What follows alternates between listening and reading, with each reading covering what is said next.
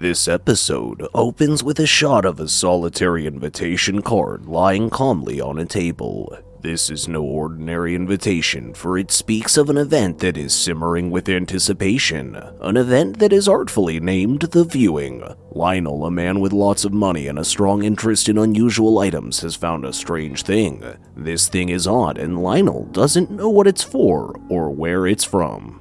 Full of curiosity, Lionel makes a plan. He decides to bring together some of the smartest people from different areas of expertise in the event of the viewing, hoping they could make sense of the puzzling thing. Moving deeper into the tale, we meet Charlotte, a lady who's filled with worry and fright. With loud, strange music playing in her car, she drives through a world that feels as mixed up as her own thoughts. After a drive full of worry, she at least gets to the place she needs to be. Once there, she encounters the group, a collection of intellects and talents, all summoned for the viewing event. This team includes the wordsmith and literacy genius guy, the seasoned and gifted musician Randall, and a mysterious psychic named Targ, who claims to possess an extrasensory perception. This heterogeneous group shares one thing in common, a sense of intrigue and puzzlement as to why they've been summoned to this gathering. Suddenly, a new figure steps into the scene, Hector, Lionel's trusted and formidable security detail. This man presents a simple yet unnerving instruction for all the guests to board his van. This is the transportation that will transport them to Lionel's majestic mansion, the hallowed grounds where the curious spectacle of the viewing is to unfold. In the group's ventures onward, inside the confines of the van, conversation stirs. Guy, his nerves on edge, reaches into his pocket and pulls out a pack of cigarettes, asking aloud if anyone minds if he lights up. Targ, however, seems more interested in Charlotte. He dives into her life, inquiring about her profession. She reveals she's an astrophysicist, a person who studies the stars and the universe. Hector, not a fan of small talk or magical ideas, quickly gets tired of Targ's words. He firmly asks the group to stop talking. To keep the peace, he then turns on some sound, filling the van with noise instead of empty talk. Meanwhile, we're introduced to another character, Zahara, who is seen kidnapping company with Lionel. She emerges before him, a bag in her hands. With a teasing tone, she asks Lionel how he prefers to perceive his environment as she readies herself to inject him with some drugs. Lionel simply tells her he wants to be surprised. Zahara then proceeds to pull out her secret weapon, an array of needles. As Lionel watches with anticipation, she begins to administer a potent blend designed to transport Lionel to a state of bliss, a paradise within his own mind. After a journey filled with tension and mystery, Hector and the invited group finally arrive at their destination, the grand mansion where Lionel awaits. This is the place where the curious event of the viewing is destined to occur. Guided by Hector, the intriguing group finds themselves ushered into an extravagant room, drenched in vibrant colors and warm light. At the room's heart lounges Zahara, appearing relaxed and content in solitude. Hector then invites the group to take a seat next to their preferred drink. A big surprise fills the room as they see a bright display of drinks, each one liked best by a group of members. In this strange sight, even a doubting Targ can't help but see something important. He hints in his psychic way that this might be a special sign for Randall to keep smoking. But before he can say more, Lionel's voice fills the room, kindly asking everyone to feel at home. Then, with a flare of dramatic timing, Lionel himself appears. He carries with him an object of great significance, a precious bottle of Japanese whiskey aged for years and preserved for this very moment. With great ceremony, Lionel then pours a measure for each guest in an elaborate display of hospitality. Still, not all are taken in by the show. Guy, with his quick thinking and careful behavior, speaks his worry. He warns the group to watch how much of the strong drink they have, bringing up the mystery that hides their host and the fancy house they're in. The reminder acts as a wake-up call in the middle of the strange party, but his concerns land on deaf ears. Once the smooth notes of the aged whiskey have been savored, Lionel turns his attention to Guy. He assures the wordsmith that tonight's viewing is destined to reignite the spark of creativity that he seems to have missed, thus unlocking his full writing potential. Then Lionel turns his attention to the mind reader Targ. With a touch of secret in his voice, Lionel tells him that his special mind reading power will surely get stronger after the strange experience they're all going to have tonight. After that, Lionel looks at Charlotte. He shares his respect for her, even daring to put her on the same level as the famous philosophers from the past. Even though she humbly says that she's only just finished her first big paper, Lionel says she still deserves his big compliment. Not one to be left out, the talented musician Randall also receives Lionel's compliments. Randall shares that he's worried about how people will react to his new music. Lionel, always hopeful, tells him it will surely be popular. Feeling the weight of the evening, Randall decides to light up a cigarette. Both Zahara and Lionel encourage him to pair with the smoke with a sip of his whiskey, an offer he immediately takes up. Then, in a sudden shift of atmosphere, Lionel hits a button and disco music starts to fill the room, signaling the start of an unforgettable night. Charlotte, getting into the rhythm of the disco music, expresses her appreciation for the catchy beat. However, Lionel reveals a fun fact. The music isn't just any tune you can find in a store. It's specifically crafted for him by an Italian producer. Lionel then turns to Randall, offering an apology. He regrets not commissioning him to produce the music for his mansion, but promises a different exclusive opportunity in the future. Further igniting the group's interest, Lionel drops another bomb. The architect who designed the magnificent mansion they are in remains a mystery. Lionel likes to collect the unknown things that go beyond the ordinary, he says. At this point, curiosity wins over, and the question everyone has been harboring finally comes out. How did Lionel accumulate his wealth? With a matter-of-fact tone, he simply states that he had the foresight to invest in uranium at a crucial point in time, and the subsequent war turned him into a wealthy man.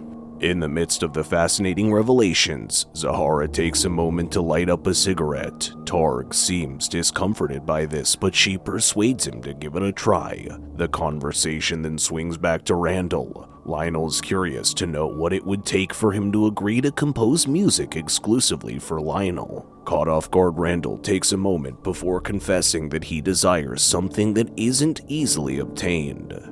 This response doesn't sit well with Lionel. In a swift move, he changes the music, which also shifts the feel in the room.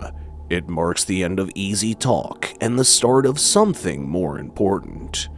The fascinating evening progresses, and Lionel then brings Zahara into the conversation, hinting that she has quite a tale of her own. At Charlotte's eager request to hear more, Zahara reveals that she was once employed by Gaddafi, the notorious former dictator of Libya. Lionel is taken aback by Zahara's willingness to share such personal information, but Zahara calmly states she feels a certain bond with Charlotte. After talking deeply about her past times with Gaddafi, Zahara looks at Lionel and says he has helped her a lot. This new piece of information makes the evening feel even more strange and full of mystery. As the talk slows down, Zahara changes the music and shows everyone a special drug she made herself. Targ doesn't seem sure about it, but Lionel quickly tells him off, asking him to be brave and open to new things, not scared. To calm a nervous Charlotte, Zahara puts an extra powder into the mix. She promises her it's something she made herself, made for a certain use. Instead of being bad, it will make their senses better and let everyone feel things the same way, pulling them all onto the same shared feeling. Lionel encourages the group to embrace the unknown and live life to the fullest, as each of them has only one life to live. Though initially hesitant, Lionel's persuasive nature eventually convinces them all to give the mysterious substance a try, despite their uncertainty about its hallucinogenic effects. As the group starts to feel different, Lionel begins to share his plan. He tells them that he didn't bring them all here by luck, But because of their amazing talents and wins in their own work areas, he thinks their special knowledge will help them understand the mystery he's getting ready to show them. The moment everyone has been waiting for finally arrives, Lionel triggers a hidden mechanism revealing a secret passageway. The passage leads them to a chamber holding the object of their curiosity, an odd-looking rock. As the group circles around the mysterious stone, they're filled with intrigue and speculation. Each member starts making guesses based on their areas of expertise. Targ, influenced by his psychic senses, suggests it could be a power symbol. On the other hand, Charlotte, with her background in astrophysics, proposes it could be an asteroid. Lionel adds another layer of mystery, declaring that the rock is unaffected by X-rays, making it even more unique. Just as the speculation is heating up, Lionel notices Randall about to light a cigarette. He swiftly requests him to refrain from smoking inside the chamber, hinting that it could potentially interfere with the properties of the mysterious rock. As the group delves deeper into the mystery, Charlotte makes a startling discovery. Despite her extensive knowledge in astrophysics, carbon dating proves ineffective on the mysterious rock. Meanwhile, Targ, heavily invested in his psychic powers, claims to sense an overwhelming energy radiating from the stone. In contrast, Guy offers a more grounded perspective, shrugging it off as just an ordinary rock, failing to see anything special. Meanwhile, Randall can't resist his cravings and lights a cigarette, much to Lionel's dismay. The calmness of the mysterious atmosphere shatters with this act of disobedience. But something astonishing happens next. Despite all expectations, the rock seems to absorb the smoke from Randall's cigarette. The thickest plot twist of the episode follows as the smoke triggers a reaction within the rock, causing it to emit a mesmerizing glow. This beautiful spectacle, however, is quickly overshadowed by an ear-piercing sound that sends a shockwave through the room. The rock starts to crumple, ultimately revealing an alien-like creature with menacing horns.